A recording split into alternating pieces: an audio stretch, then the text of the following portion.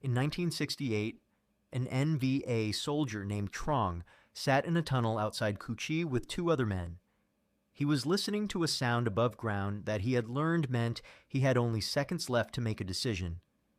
He had survived American sweeps of this tunnel network before, hiding in a sealed side chamber while soldiers searched the surface above, waiting out CS gas that stung his eyes and throat, but that he could, with patience and a wet cloth held over his face, endure long enough to survive.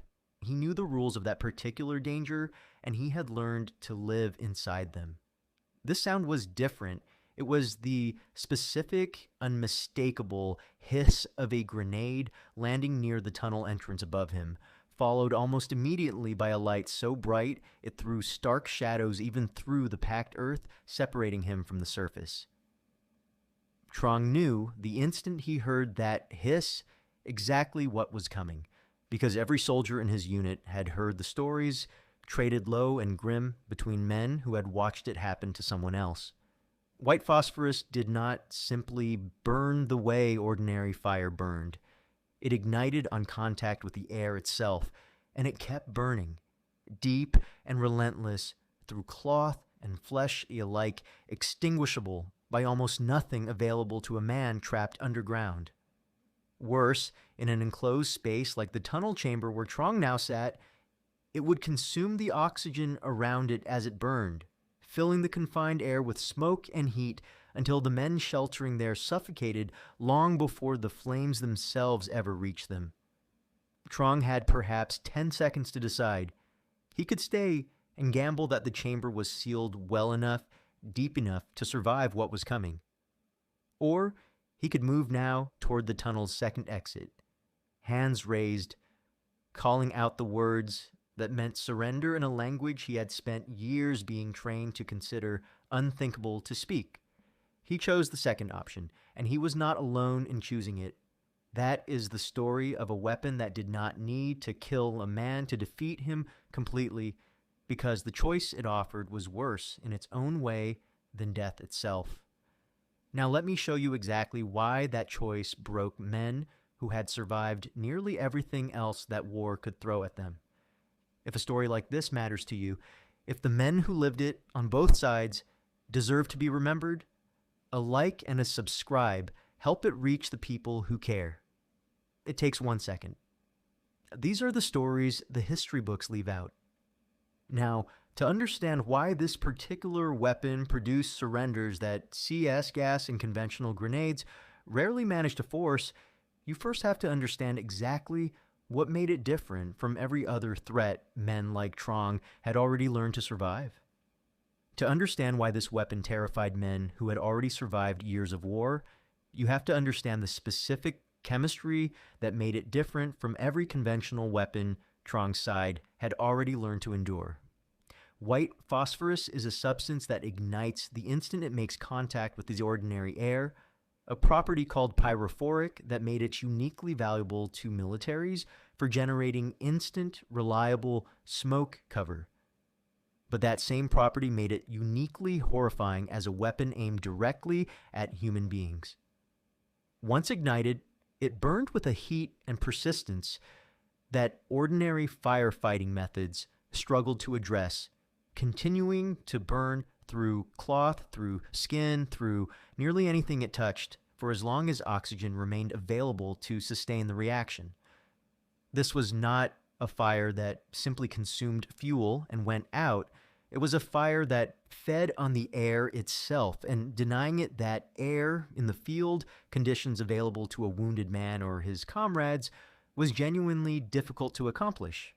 American soldiers carried it primarily for entirely conventional purposes, marking targets for supporting aircraft and artillery, generating instant smoke screens to cover movement, and, when the situation demanded it, clearing fortified positions that conventional grenades could not reliably reach or defeat. Its use against the extensive tunnel networks Trong's side depended on for shelter and movement was a specific, deliberate application, built around a grim but effective piece of physics rather than any special cruelty in its original design. A tunnel or bunker was, by its very nature, an enclosed space with limited air circulation. and a weapon that burned by consuming oxygen was uniquely, terribly effective in exactly this kind of confined environment. Think about what this meant for the men sheltering inside these tunnel systems, spaces they had dug and depended on specifically because enclosed, hidden ground offered protection against nearly everything else the war could throw at them. The tunnels had kept them safe from airstrikes, safe from artillery, safe from conventional infantry sweeps that could not easily locate or clear a hidden network dug deep into the earth. This weapon turned that same protective enclosure into a trap because the very quality that made a tunnel safe from other threats, its sealed, limited connection to the outside air, was exactly what made it so lethal once fire that consumed oxygen was introduced inside it. Now understand exactly why this weapon produced surrenders in circumstances where other threats more often produced death or continued resistance, because the mechanism was not really about raw destructive power at all. It was about the specific binary choice it forced on the men facing it. A conventional attack on a tunnel position, whatever its danger, generally left a man with some range of tactical options, however narrow.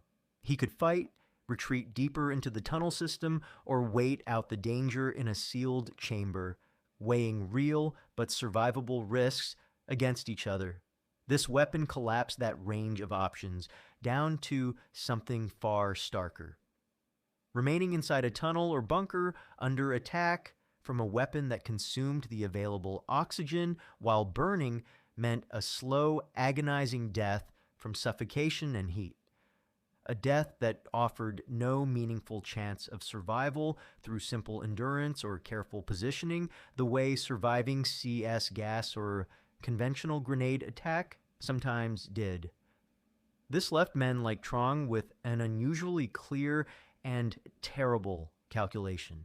Fighting was not a realistic option against a threat that did not require a direct hit to kill, that simply filled the available air with unbreathable heat and smoke, regardless of where exactly the weapon had actually landed. Waiting it out, the strategy that had worked against so many other threats offered no real hope against a weapon specifically capable of consuming the oxygen a sealed chamber depended on for survival. This left, for many men in exactly this circumstance, only one option that offered any real chance of continuing to live at all.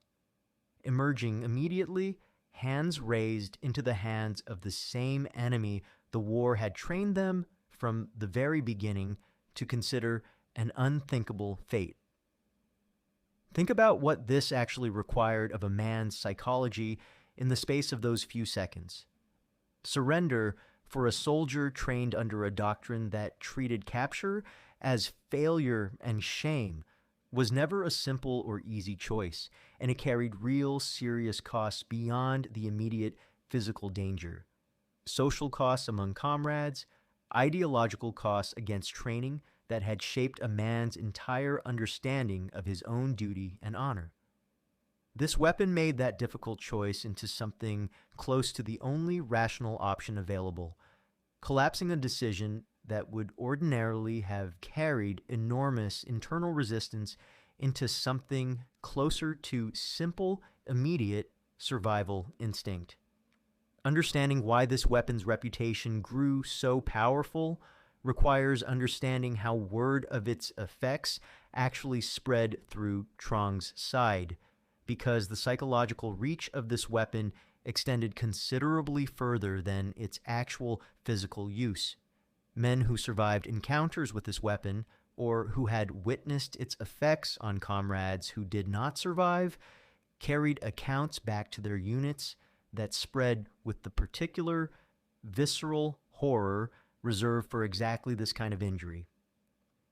Burns of this severity, caused by a substance that continued burning even after conventional treatment, produced wounds that other soldiers found genuinely difficult to witness and even more difficult to forget, and accounts of these injuries traveled through units the way any story about an especially horrific danger tends to travel, gaining weight and dread with each retelling. This meant the weapon's psychological effect reached men who had never personally faced it at all, shaping how entire units approached tunnel defense and bunker construction long before they ever encountered it directly themselves.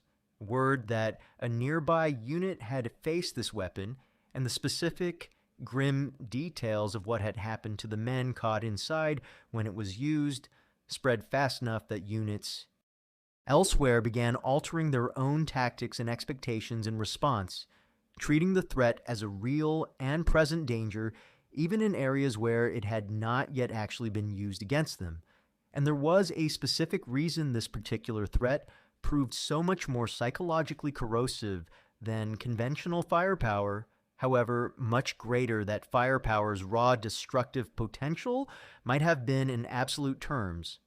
Artillery and airstrikes, however devastating, killed or spared a man according to a logic of chance and positioning that soldiers could rationalize, however imperfectly, as the ordinary risk of war.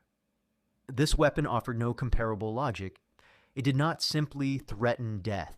It threatened a specific, prolonged, and visibly horrific death, one that every man who heard the accounts understood in vivid physical detail, and that specificity made the fear this weapon produced considerably more personal and considerably harder to rationalize away than the more abstract danger of artillery falling somewhere nearby.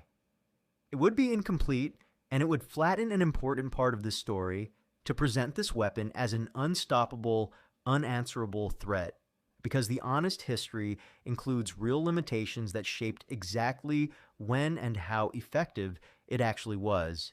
The weapon's effectiveness against tunnel systems depended heavily on how thoroughly a given tunnel network had been sealed and compartmentalized, and well-constructed tunnel systems built with multiple sealed chambers and independent air pockets could sometimes limit the weapon's reach to the specific section where it had actually been deployed. This left men in more distant, better sealed sections of the same network with genuine odds of survival that men closer to the point of attack simply did not share. This meant the weapon's terrible effectiveness was never absolute, and Trong's side, over years of tunnel construction and refinement, developed real engineering responses aimed specifically at limiting exactly this kind of vulnerability. The weapon was also, like any incendiary munition, subject to real limitations of supply, delivery accuracy, and tactical circumstance. It was not used in every engagement against every tunnel position, and its psychological reputation, powerful as it was, sometimes outran the actual frequency with which American forces were able or willing to deploy it in any given engagement. Some of the dread this weapon produced reflected genuine, direct experience. Some of it reflected the natural human tendency to imagine a threat as more constant and more inevitable than its actual, more limited pattern of use in the field.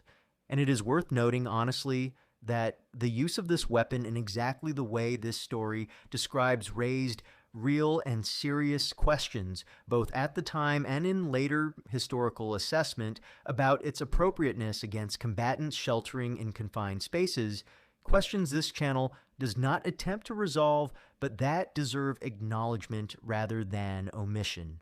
This was not a comfortable or uncomplicated weapon for the men who used it or the men who faced it, and the honest telling of the story includes that discomfort rather than smoothing it away. It would be dishonest to end this story with Trong's side simply absorbing this threat passively, because the tunnel networks these men depended on evolved continuously throughout the war, incorporating real, deliberate design responses to exactly the vulnerability this weapon exploited. Engineers within Trong's own logistics and defense apparatus developed tunnel designs specifically intended to limit the reach of exactly this kind of threat, incorporating sharp bends, multiple sealed compartments, and independent ventilation pockets designed to contain the effects of an incendiary or gas attack to the smallest possible section of a much larger network. This represented real, sophisticated engineering, developed and refined through hard, costly experience, and it meaningfully reduced, though it never fully eliminated, the danger this weapon posed to a well-constructed and properly compartmentalized tunnel system. Soldiers were also trained over time in specific procedures intended to maximize survival odds during exactly this kind of attack, including rapid, practiced evacuation routes to secondary exits, and clear protocols for when remaining in place made sense against when immediate evacuation offered better odds. This training reflected real, accumulated institutional knowledge about a threat that had, through hard and painful experience, become well understood within Trong's own chain of command, even if that understanding could never fully eliminate the fear the weapon continued to produce. This honest accounting matters because it keeps the story from reading as one-sided American technological dominance meeting a passive, unresponsive enemy. Trong's side understood this weapon's danger with real clarity, and it built genuine, thoughtful countermeasures around that understanding, incorporating better engineering and better training into a tunnel system that continued serving as one of the most effective tools available to a materially outmatched fighting force for the remainder of the war. Trong survived the war, having chosen to emerge from that tunnel rather than remain inside it, and in the years afterward, he thought often about that specific 10-second decision and about what it had actually revealed to him regarding the nature of the fear that had shaped it.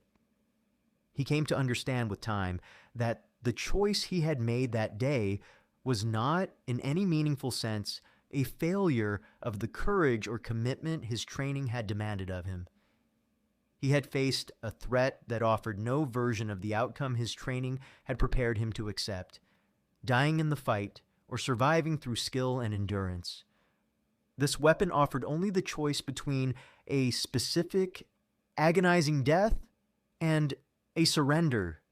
His training had told him to consider unthinkable, and choosing survival under exactly those terms was not the failure of will he had feared it might be in the years immediately following the war. He thought, too, about the specific men he had shared that tunnel chamber with, and about the different choices some of them had made in those same few seconds. Not everyone had chosen as he had. Some had chosen to remain, believing the chamber's construction might hold or unable in that final moment to bring themselves to speak the words surrender required. He never judged those men for the choice they made because he understood better than almost anyone exactly how narrow and how terrible the actual decision had been, made in seconds under conditions that gave a man almost no real room to think clearly at all.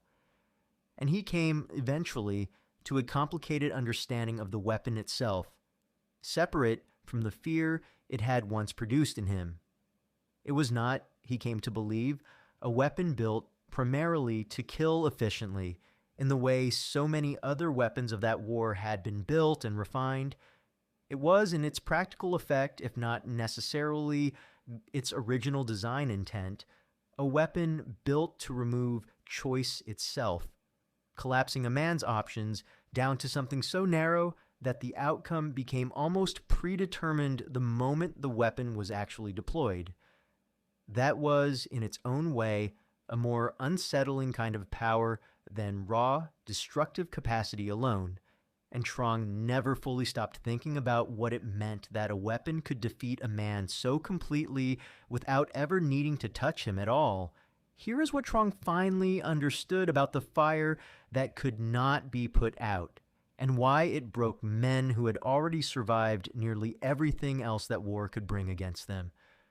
Most weapons in that war, however devastating, left the men facing them some genuine range of choice. However narrow and however dangerous, every option within that range actually was. Fight, retreat, endure, wait for a chance that might or might not come.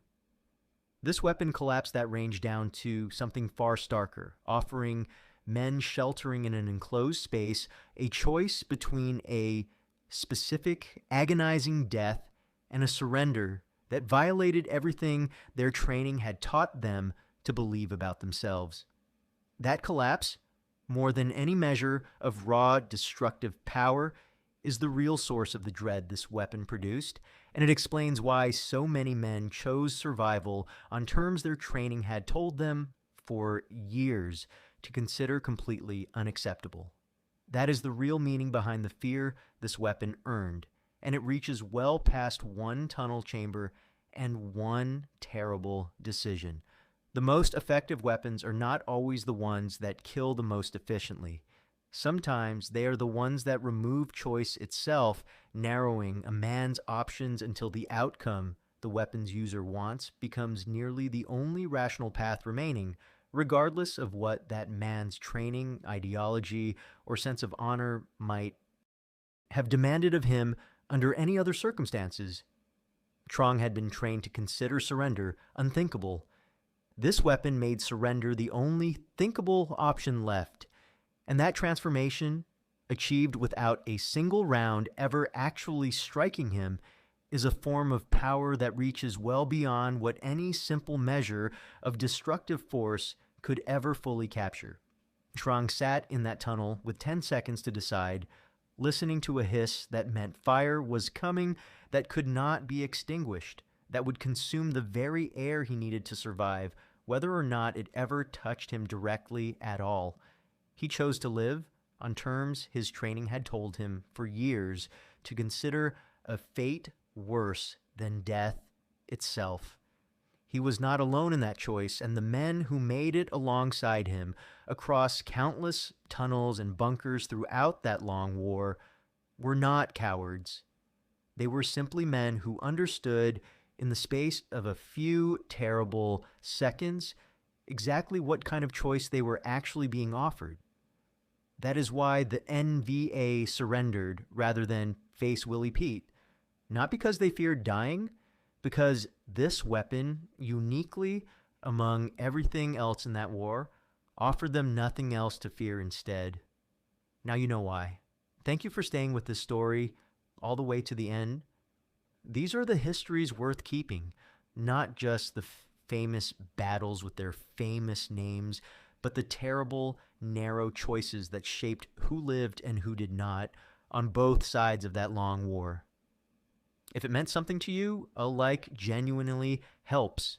It tells the algorithm that this kind of history matters, and it helps these videos find the people who care about them. If you're not subscribed yet, now is a good time. Hit subscribe and the bell so you never miss a new one. I would love to know where you are watching from today, and if someone in your family served in Vietnam. On any side, in any unit, tell me about them in the comments. Every one of those men carried a story like the one you just heard. Most of them never told it. This is how we make sure they are not forgotten.